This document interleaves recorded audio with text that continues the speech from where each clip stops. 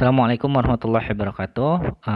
Bertemu lagi dengan saya, insyaallah pada pelajaran vocabulary untuk hari ini kita akan melanjutkan pembahasan yang sebelumnya kita bahas. Nah, sekarang udah masuk ke materi inti. Sebelumnya kita belajar bagaimana cara menggunakan buku vocabulary ini sehingga kalian bisa lebih efektif lagi dalam menghafalkan kata-kata. Di sini kita telah masuk ke bagian materi utamanya. Ya, pertama kita akan membahas masalah country, nationality, and language. Dimana nanti kalau kalian lihat di PDF kalian itu kurang lebihnya kita belajar tentang negara, kebangsaan, dan juga bahasa. Di tabel yang bisa kalian lihat di PDF ini itu ada berbagai macam nama negara ya. Contohnya di sini ada Australia, Brazil, Cina, dan seterusnya ya, etc. Di kolom kedua di situ ada kebangsaannya. Jadi kalau negara Australia itu orang Australianya dibilang Australian ya. Bahasa itu di kolom ketiganya ya. Contoh di sini Australian itu nama kebangsaannya atau orangnya. Bahasanya itu bahasa Inggris ya. Berikutnya Brazilian, sama bahasanya Portugis. Cina, Sinaisis, sama Mandarin atau Cantonese ya. Dan seterusnya ya. Nah, di sini mungkin ada tambahan untuk kita sebagai warga negara Indonesia, nama negaranya Indonesia. Kebangsaannya itu Indonesian. Bahasanya juga bisa kalian bilang Indonesian juga bisa, atau biasanya orang luar itu bilangnya bahasa untuk bahasa Indonesia. Next. Nah, di sini ada contoh kalimat I came from Argentina, so I am Argentinian, and my first language is Spanish. The capital is Buenos Aires, which has a population of more than 10 million people. Di sini contohnya ada satu kalimat penggunaan negara, kebangsaan, dan juga bahasanya ya. Di sini kalau kalian lihat contohnya itu saya datang dari Argentina, jadi saya itu orang Argentina katanya ya. Dan bahasa pertama saya itu bahasa Spanyol. Kapital itu ibu kotanya itu Buenos Aires katanya, yang mana jumlah penduduknya itu which itu yang mana ya, yang mana jumlah penduduknya itu lebih dari 10 juta orang. Jadi million di sini bukan miliar ya, tapi juta. Nah, di sini ada beberapa common mistakes atau kesalahan yang sering dijumpai. Nah, pertama, he is English ya, not English. Ini kalau kalian lihat ini dalam pengucapan itu sebenarnya tidak ada masalah, namun hanya jika dalam penulisan itu nama negara, nama bahasa, dan nama kebangsaan itu selalu ditulis dengan huruf kapital besar ya. Makanya di sini dibilangnya English with a capital, not lowercase a ya. Jadi E-nya harus besar, bukan E yang kecil. Berikutnya, we ate French food, not we ate French food. Ya, di sini juga sama. Kalau kalian perhatikan, French itu yang awal ya, yang pertama we ate French food. Itu French itu kata bendanya, itu bisa berupa kata sifat, bisa juga dibilang itu orang Prancis, itu bisa disebut French juga, atau mungkin misalkan kalian nyebutin makanan Prancis, kebudayaan Prancis, itu kalian pakainya French ini ya, pakai H, French ya, pakai yang itu. Untuk yang satunya lagi, not we ate French food, ini pengucapannya sama, hanya saja yang di dalam kurung ini itu artinya negara ya, negara Prancis itu French with E, not with H ya. Jadi kalau pakai E itu dia negara, kalau pakai H itu dia H itu dia nationality, atau misalkan kata sifat ya, bisa kata benda, kata sifat, bisa nationality, bisa juga bahasa Prancis juga pakai French ya, pakai H ini. Kecuali yang negara yang pakai E itu negara Prancis. Nah, berikutnya, I went to the USA. Not I went to USA. Nah, untuk sebagian negara itu harus ditambahkan definite article kalau nggak salah ya. Jadi kata keterangan yang dia itu jelas ya, kalau nggak salah ya gitu. Jadi harus ada artikel yang jelas untuk beberapa negara. Contohnya di sini ada USA sama yang bawahnya itu UK ya. I also visited the UK. Bukan I also visited UK ya. Jadi untuk beberapa negara itu ada the-nya. Kalau nggak salah Belanda, Netherlands juga pakai the, juga Turki juga kalau nggak salah itu pakai the juga. Ya, jadi tidak semua negara itu sebutin negaranya. Ada yang harus dibubuhkan the di bawahnya ya. Next. Nah, sekarang masuk ke parts of the world atau bagian dunia. The continents of the world are Europe, Afrika, Asia, North America, South America, Australia, and Antarctica. Di sini kontinen itu bahasa Indonesianya benua lah. Ya. Kalau kalian sebelumnya pernah belajar IPS, terutama geografi, itu kalian pasti ketemu sama yang namanya benua. Di Indonesia biasanya dipelajari ada 5 benua, benua Asia, Afrika, Amerika, Australia, sama Antartika ya. Cuman di sini dibedain juga Amerika Utara sama Amerika Selatan ya. Nah, berikutnya we also use this term for different part of the world. Jadi ada penggunaan kata lain juga ya. Contoh di sini ada the Middle East ya. The Middle East itu negara-negara Arab. Biasanya orang barat bilangnya the Middle East ya. Atau the Far East. Far East itu Thailand, Jepang ya. Berikutnya ada the Caribbean. Caribbean itu negaranya ada di sini. Contohnya Jamaika, Barbados. Terus ada juga Skandinavia. Skandinavia itu yang seperti ini disebutkan ya. Satu hal lagi yang perlu kalian ketahui, biasanya orang luar ya, itu kalau orang-orang Arab itu jarang sekali mereka bilangnya Asia. Mereka justru pakai bahasanya yang bagian bawah ini. Kalau misalkan kalian ketemu, misalkan ngobrol sama orang Amerika atau misalkan orang luar gitu ya, orang Arab itu mereka biasanya bilang orang dari Middle East ya. Jadi mereka itu menyebutinya jarang sekali menggunakan benuanya, tapi lebih ke bisa dibilang region ya, region atau wilayah lah gitu. Karena kalau misalkan kalian belajar baca-baca tentang ini Amerika atau Inggris gitu, mereka itu lebih ke penyebutan ras itu biasanya pakai region. Region itu wilayah yang mana mereka ngebaginya itu tergantung dengan rasnya gitu. Kita Amerika itu sama mereka biasa disebut orang Asia ya gitu. Tapi kalau misalkan orang Arab, walaupun mereka ada di benua Asia, namun mereka biasa disebut Middle East ya. Next. Nah, masuk ke the people atau orang-orangnya. Now, when we are talking about people from a particular country, we add s to nationalities ending in I or IAN, but we need to definite article the for the most other ya.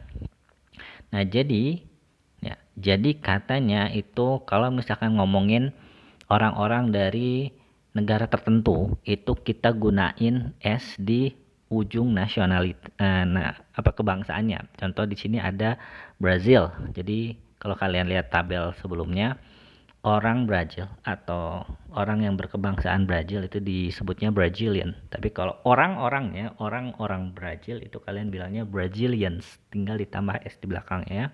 Atau Russians atau Thais. Thais itu orang Thailand ya, Thais. Atau Israelis ya. Nah, tapi katanya untuk sebagian lain itu enggak menggunakan s tapi pakai artikel the ya, the British, the French, the Swiss, the Japanese ya. Jadi seperti itu. Ya, sebelum kita masuk ke materi berikutnya, ada sedikit catatan kecil di sini. Jadi kalau kalian lihat orang apa namanya tuh, orang Inggris. Nah, orang Inggris itu disebutnya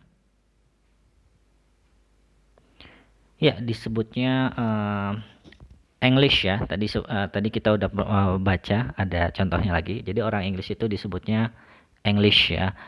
Tapi juga ada yang namanya British, kalau misalkan kalian pernah dengar-dengar atau tadi baca di tabel ya.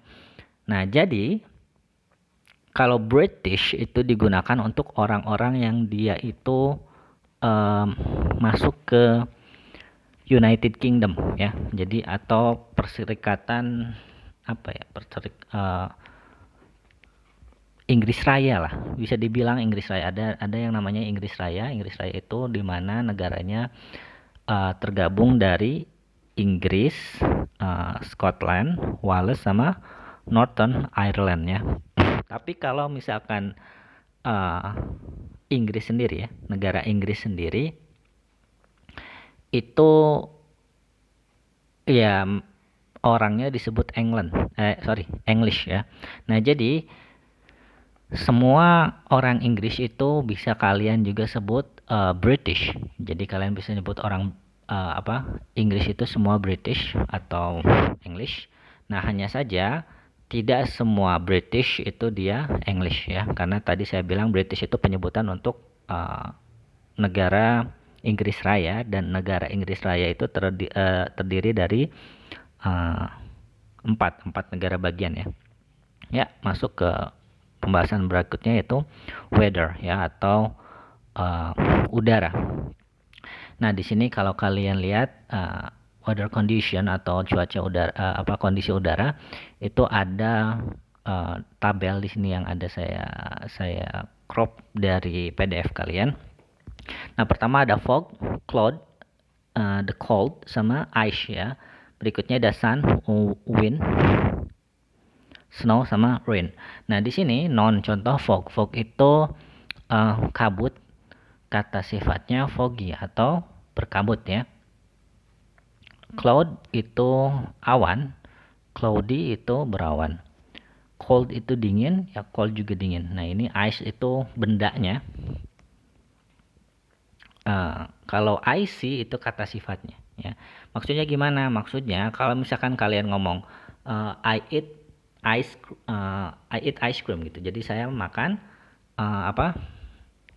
krim es gitu ya. Jadi es krim lah. Saya makan es krim. Nah, di sini ice cream itu kan benda. Nah, tapi kalau misalkan kalian bilang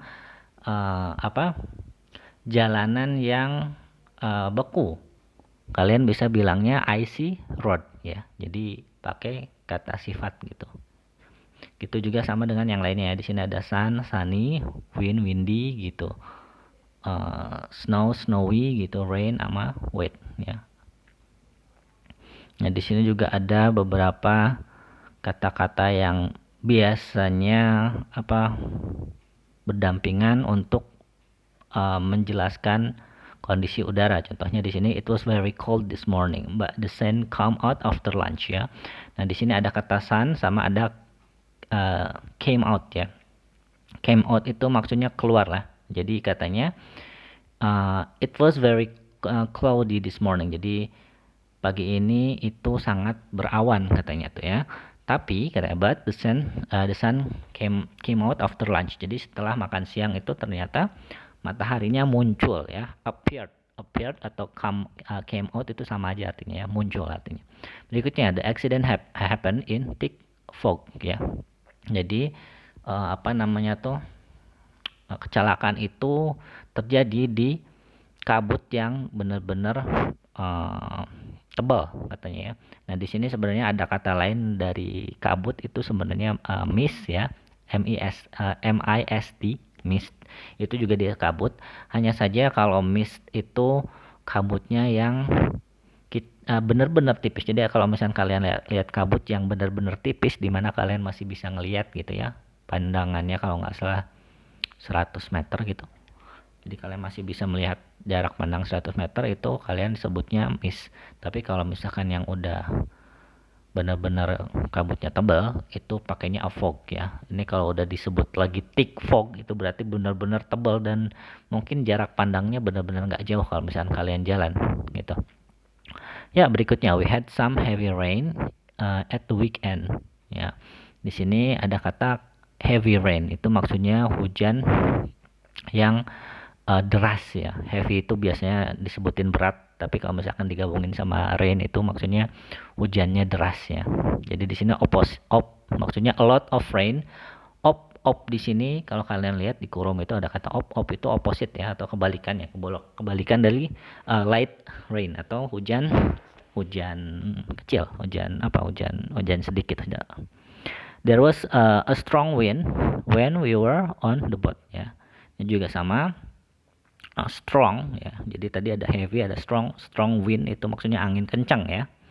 Jadi ada angin kencang ketika kita di perahu, katanya begitu, atau boat lah, bukan perahu ya. Ya, berikutnya the wind has blown all the apples of the tree ya. Jadi angin itu meniup ya, blown itu meniup. Itu dari kata verb satunya blow, B L O W N, atau blow, N-nya dihapus. Itu kalau kalian lihat di kamus itu N-nya hapus ya. Jadi blow, blew, blown itu kata kerjanya. Jadi angin itu meniup seluruh apel jatuh dari pohon ya, gitu. Berikutnya, it rained in the morning, but the sky was clear by lunch time ya. Jadi katanya pagi ini hujan, tapi sky itu langit ya. Langitnya itu clear, itu sebenarnya bersih ya. Nah, cuman kalau misalkan ada kata-kata sky was clear, sky terus diikuti dengan kata clear, itu maksudnya cerah lah langitnya, tidak berawan lagi ya. Berikutnya, it's been extremely cold today ya. Kalau ada kata extremely itu benar-benar gitu ya. Jadi extremely cold itu benar-benar dingin ya. Ini juga ada kata lain bisa digabungin ya. Extremely itu bisa extremely hot sama extremely windy. Jadi benar-benar panas dan benar-benar berangin. Ya. Next kita masuk ke rain and storm ya. Jadi hujan dan badai ya. For heavy rain, we often use the verb pour. For example, pour with rain. Jadi kalau misalkan tadi sebelumnya ada kata heavy rain ya.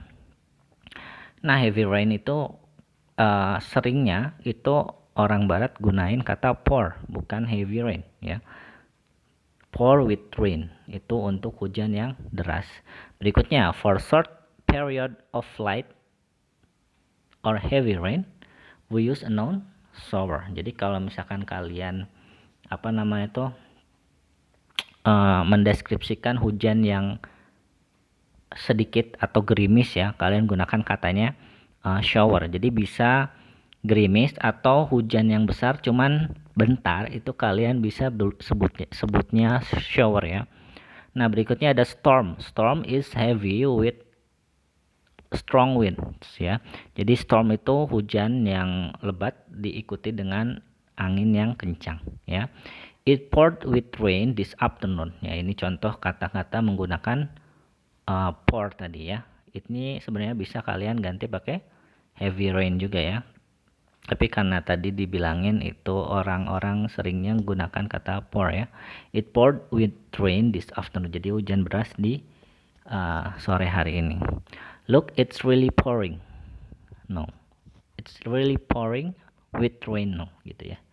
Jadi ini juga salah satu penggunaan lainnya. Ini kenapa beda? Yang atas itu kalau kalian masih ingat pakai tensesnya past tense ya, makanya jadi poured bentuk keduanya. Nah, kalau yang bawah ini tensesnya present continuous ya, karena sekarang kalau yang sebelumnya itu yang udah lampau. We had a couple of heavy or light showers this morning ya. Jadi kita jadi kurang lebih pagi ini itu gerimis lah bisa dibilang gitu, atau hujan bentar ya. Jadi heavy shower itu maksudnya hujannya gede, cuman bentar durasinya, mungkin 5 menit doang. Kalau light shower itu gerimis, bisa dibilang itu ya. Ya, next. Nah, berikutnya, a period of hot weather sometimes ends with thunderstorm ya. Jadi kadang katanya musim panas itu ujungnya ya. Itu kadang-kadang di akhir musim panas itu diakhiri dengan thunderstorm. Thunderstorm itu sama kayak storm tadi ya. Jadi hujan lebat, anginnya tinggi dan ada petirnya. Itu thunderstorm ya. First it become very humid ya. Then you hear thunder and see lightning and it's followed by heavy rain ya. Pertama itu udaranya, it di sini ngacunya ke udara ya. Udaranya menjadi sangat lembab, humid itu lembab. Nah, setelah itu then you hear thunder, kalian dengar geluduk ya. Dan lihat petir ya. Jadi thunder itu geluduk, dengar geluduk dan ngelihat petir katanya.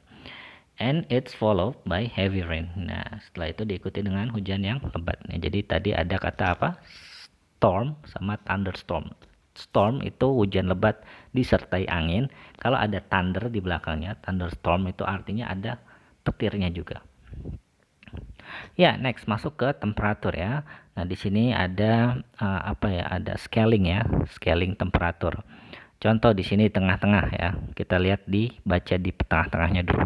Not very warm ya, also cool ya. Jadi kalau misalkan biasa aja itu dia itu not very warm atau cool ya. COOL ya, COOL. Itu kalau kalian menyebutkan sesuatu yang adem lah, bisa dibilang adem ya. Berikutnya kita masuk ke kanan dulu ya. Tambah panas itu warm ya. Atau suhunya bertambah itu jadi warm ya, atau hangat ya. Nah, berikutnya hot itu kalau misalkan panas katanya ya, 40 derajat Celcius katanya. Berikutnya setelah hot itu boiling atau benar-benar panas. Sepertinya ini yang 40 derajat Celcius itu yang boiling ya. Soalnya kalau udah 40 derajat Celcius kayaknya kalian bisa masak ini juga. Masak telur juga lah di ini mobil ya. Nah, berikutnya kita masuk ke yang bagian kanan. Nah, tadi batasannya ini yang cool ini ya. Cool itu tidak panas dan tidak dingin. Masuk ke cold ya, atau juga bisa dibilang chilly, itu dingin. Nah, berikutnya ada freezing atau benar-benar dingin ya. Freezing itu kayak ya hampir beku lah, bisa bikin kalian beku. Nah, itu biasanya minus 10 derajat ke bawah ya. Next. Nah, sini ada kata temperatur ya. Pertama ada cool, can either mean slightly cold in a negative way. For example, we had a cool summer, or slightly cold in a pleasant way. For example, the weather in the pool was lovely and cool ya. Nah, jadi cool itu kalian bisa gunakan ada dua penggunaan. Pertama itu untuk menggambarkan sesuatu yang negatif ya. Di sini artinya itu sedikit dingin. Jadi cool itu bisa dibilang sedikit dingin ya. Contoh di sini kalau kalian penggunaannya dalam hal yang negatif itu we have had a cool summer. Jadi kita itu mendapatkan musim panas yang sedikit dingin ya. Kalau buat orang barat itu kalau musim panas itu kerasanya dingin itu malah suatu hal yang buruk. Makanya di sini dibilang negative way ya, atau penggunaannya yang negatif. Nah, berikutnya cool juga bisa digunakan untuk menggambarkan sesuatu yang nyaman lah ya. Contoh di sini the water in the pool was lovely and cool ya. Jadi air di kolam renang itu enak lah temperaturnya ya. Jadi kurang lebih seperti itulah. Nah, berikutnya ada mild ya. Jadi ada cool, ada mild ya. Is often used in a positive way to describe weather that is not as cold as usual. For example, it's been a mild winter ya. Mild itu biasanya digunakan ya, kalau tadi kan bisa positif atau negatif, yang cool itu tergantung konteks kalimatnya bagaimana. Nah, kalau yang mild ini dia digunakannya di hal-hal yang positif ya. Nah, contohnya di sini it's been a mild winter, maksudnya apa, musim dinginnya tidak sedingin yang biasanya gitu ya. Jadi tidak sedingin biasanya. Nah, ya kurang lebih seperti itu. Semoga apa yang tadi saya paparkan bisa kalian mengerti. Terima kasih atas perhatiannya. Assalamualaikum warahmatullahi wabarakatuh.